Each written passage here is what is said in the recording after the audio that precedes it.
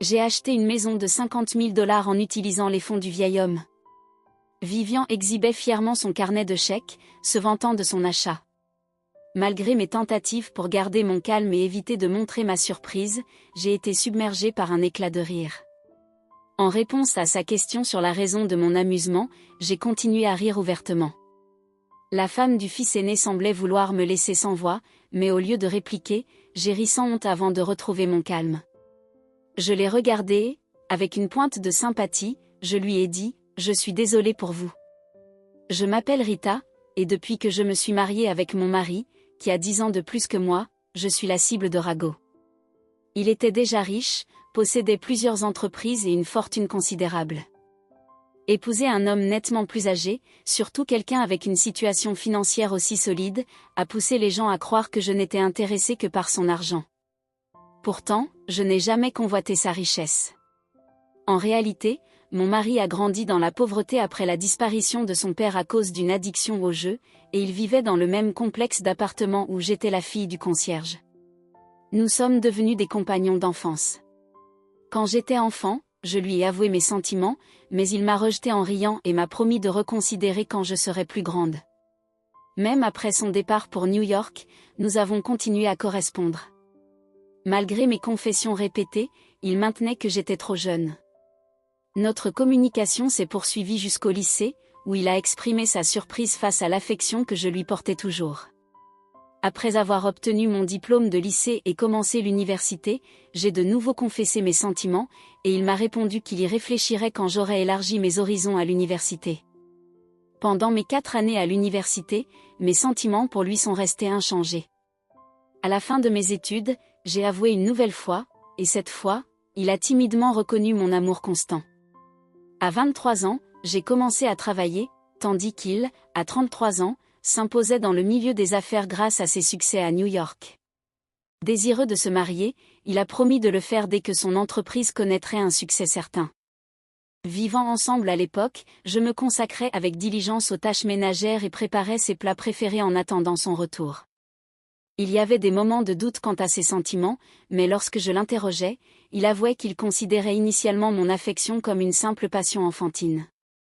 Surpris par mes confessions persistantes au lycée et à l'université, il commençait à se sentir timide et plus conscient de ses propres sentiments. Bien qu'il ait eu des inquiétudes durant mes années universitaires quant à la possibilité que je trouve quelqu'un d'autre, il m'a assuré qu'il n'avait pas le temps pour une romance, trop concentré sur ses études et sur le dépassement de ses origines modestes. Nous étions tous deux convaincus que nous ne nous trahirions jamais. Nous avons toujours eu une relation harmonieuse, même au milieu des nouvelles de nombreux couples de notre cercle qui divorçaient. L'idée de divorce semblait lointaine et hors de propos pour nous. Avec mon mari accumulant une fortune de 12 millions de $, certaines personnes, conscientes de notre différence d'âge de 10 ans, supposaient que je l'avais épousé pour sa richesse ou spéculaient sur les avantages de l'assurance en cas de sa mort. Bien que certains comprenaient notre longue histoire commune, depuis mon enfance, et ne tiraient pas de telles conclusions, il y en avait qui s'accrochaient obstinément à des croyances erronées. Malgré les commérages occasionnels lors des rencontres sociales, où les gens supposaient que mon mari n'avait jamais connu la pauvreté et nous jugeaient injustement en se basant sur des suppositions sociales liées aux privilèges, je restais impassible. Chaque fois que je remarquais des regards désapprobateurs, je disais simplement à mon mari de sourire et d'ignorer les rumeurs. Notre amour est resté solide, inébranlable par les opinions extérieures. Mon mari avait une confiance totale en moi, choisissant de croire en notre lien, indépendamment du scepticisme qui nous entourait. Quelques années après notre mariage, nous avons accueilli notre premier fils, Gabriel, suivi l'année suivante de notre second fils, Daniel. En tant que famille de 4, nous profitions d'un confort financier, mais mon mari et moi avons décidé de ne pas révéler notre richesse à Gabriel et Daniel. Au lieu de cela, nous leur avons enseigné la valeur de l'argent dès leur plus jeune âge. À l'école primaire, ils gagnaient 10 centimes en aidant avec les tâches ménagères, recevaient une allocation mensuelle de $1 et géraient leurs finances à l'aide de tirelires et de carnets de compte. Bien que notre situation financière fût stable, nous leur avons appris l'imprévisibilité du monde et l'importance de la responsabilité financière. Gabriel et Daniel, influencés par notre approche, ont appris à respecter les intérêts de chacun. Quand ils sont arrivés au lycée, Au lieu de demander de l'argent, ils ont exprimé le souhait de travailler pour ce qu'ils voulaient. Gabriel a trouvé un emploi dans un café, tandis que Daniel travaillait dans une librairie. Mon mari et moi attendions avec impatience leur avenir, partageant l'excitation de découvrir les personnes qu'ils choisiraient comme compagnons de vie. Quand j'ai mentionné la possibilité qu'ils choisissent des partenaires du même sexe ou qu'ils optent pour une vie de célibataire, mon mari a ri, en convenant que leur bonheur était ce qui comptait le plus. Nous avons ri de bon cœur, reconnaissant notre simple désir de voir nos enfants heureux, sans anticiper la surprise qui nous attendait lorsque notre fils aîné nous a exprimé son intention d'épouser quelqu'un qui nous a pris au dépourvu. Tu vas te marier avec elle? Je veux vous présenter la femme avec qui je sors, papa, maman, et Daniel. Je pense à l'épouser dans le futur. Même après que Gabriel et Daniel aient obtenu leur diplôme universitaire, commencé à travailler et quitté la maison, nous faisions en sorte de dîner ensemble une fois par mois en famille. C'est lors d'un de ces dîners que Gabriel a annoncé sa décision, et mon mari, Daniel et moi étions déjà dans une ambiance de célébration, impatients de la rencontrer ce soir-là. Gabriel a amené la femme en question chez nous. En entrant, elle était émerveillée par notre maison, exprimant le souhait de vivre un jour dans une maison aussi fantastique. Elle s'exclama à quel point elle était magnifique, et Gabriel la regarda avec un sourire affectueux. En les accueillant, elle se présenta sous le nom de Vivian, mentionnant qu'elle travaillait comme mannequin, bien qu'elle utilise un nom de scène. Curieuse, elle demanda si nous la connaissions, et j'ai admis que je jetais parfois un œil au magazine, mais sans vraiment prêter attention au mannequin. Elle hocha la tête avec compréhension, suggérant que j'étais peut-être trop âgée pour être familière avec le magazine dans lequel elle apparaissait. J'ai été surprise quand elle a ajouté que je ne lisais probablement pas le genre de magazine dans lesquels elle apparaissait, étant donné mon âge.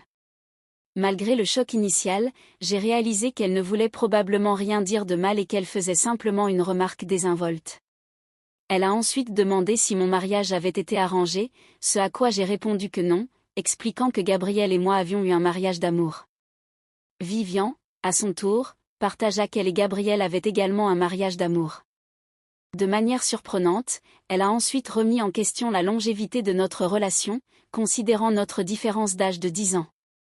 Voyant une comparaison entre la durée de nos relations, j'ai souligné l'inutilité de telles comparaisons et insisté sur le fait que nous avions eu un mariage d'amour, tout comme elle et Gabriel. Cependant, elle semblait sceptique et souleva la question de l'argent, insinuant que nous pourrions prétendre par intérêt financier. Gabriel est intervenu, affirmant que nos parents avaient un mariage véritable d'amour, évident dans la façon dont ils étaient ensemble. Cela sembla interrompre la ligne de questionnement de Vivian. Lorsque Gabriel a emmené Vivian à la maison, mon mari et Daniel furent choqués par ses remarques, si atterrés qu'ils ne dirent rien. Finalement, le choix de mon frère pour une partenaire de vie potentielle les horrifia, se demandant s'il allait vraiment épouser quelqu'un avec une telle attitude. Il gagne bien sa vie, il doit y avoir beaucoup d'autres femmes agréables autour de lui. Daniel, visiblement inquiet pour son frère, se prit la tête entre les mains.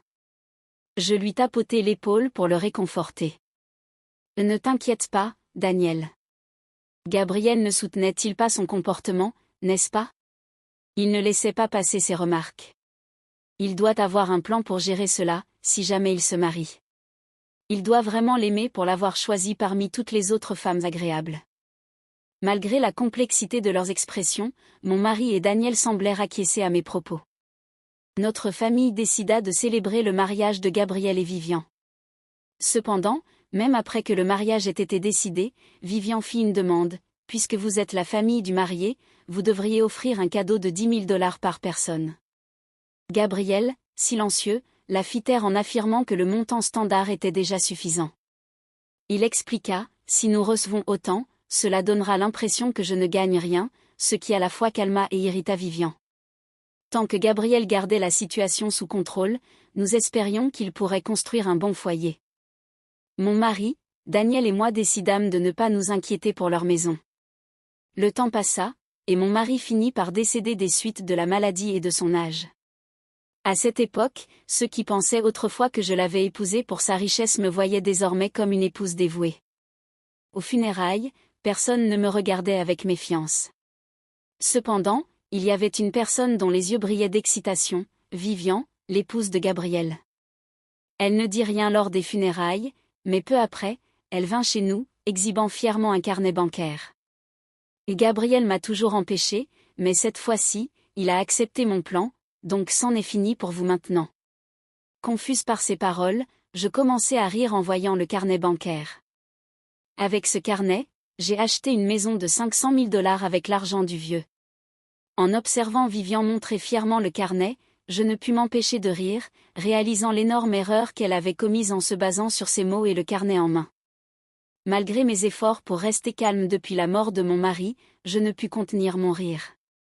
Lorsque Vivian me demanda pourquoi je riais autant, attendant ma défaite, je continuai simplement à rire devant elle.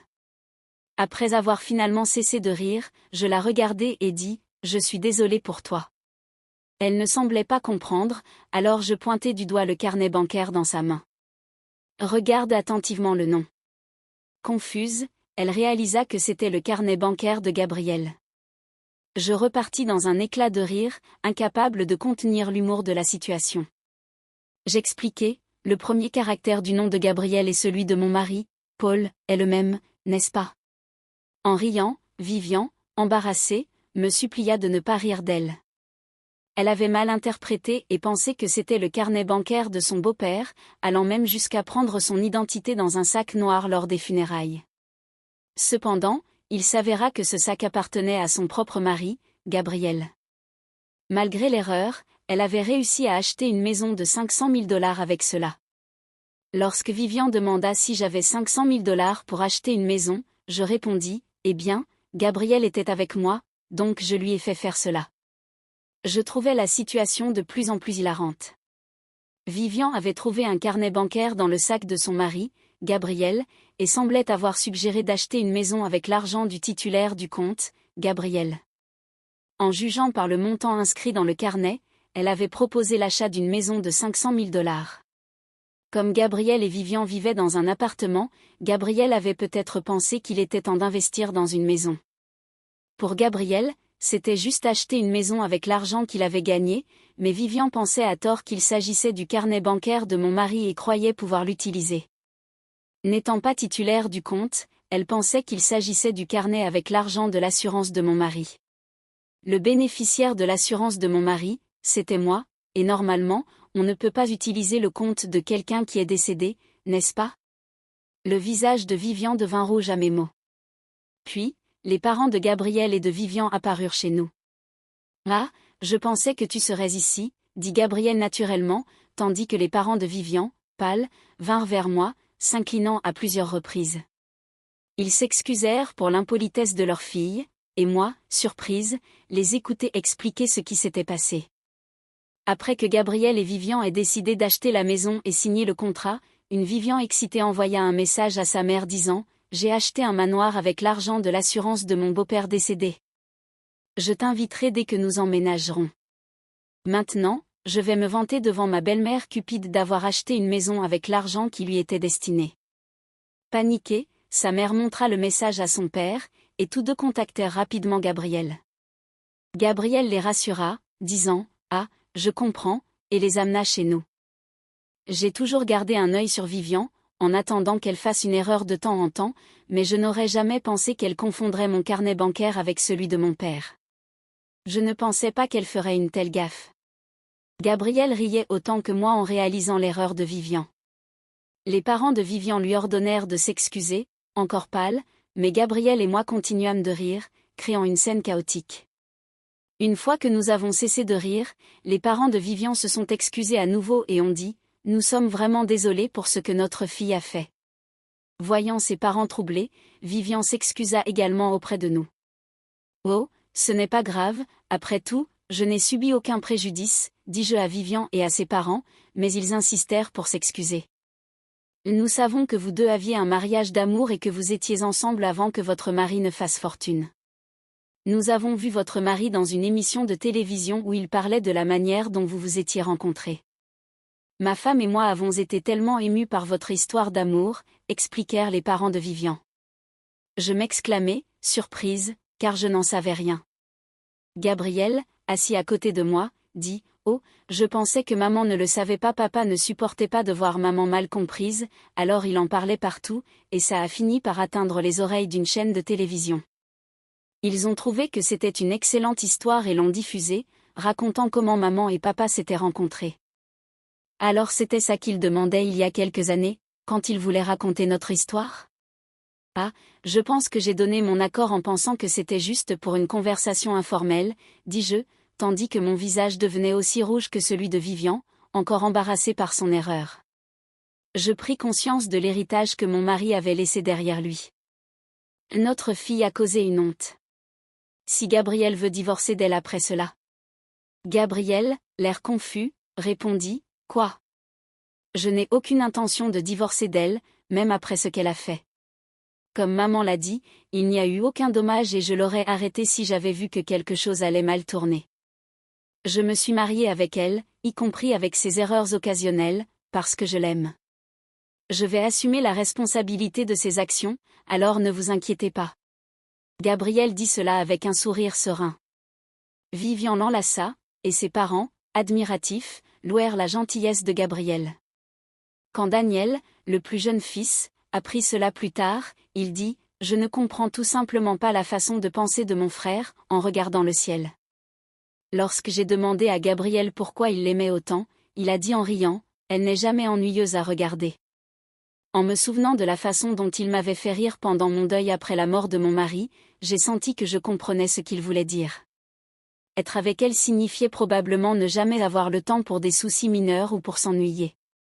Bien que Vivian ait fait ce qu'elle a fait, elle est restée sans argent de poche pendant un certain temps. Récemment, elle a commencé à travailler dans mon café préféré. Je ne sais pas si elle était embarrassée par combien j'ai ri d'elle, si elle a été réprimandée par ses parents ou si elle a entendu en détail mon histoire d'amour avec mon mari à travers eux, mais dernièrement elle m'appelle « Madame » et me traite avec plus de respect. Pour l'instant, je pense que je continuerai à fréquenter ce café, en observant la croissance et le changement de l'épouse de Gabriel. Si vous avez aimé cette histoire, laissez un like et abonnez-vous à notre chaîne. Passez une excellente journée.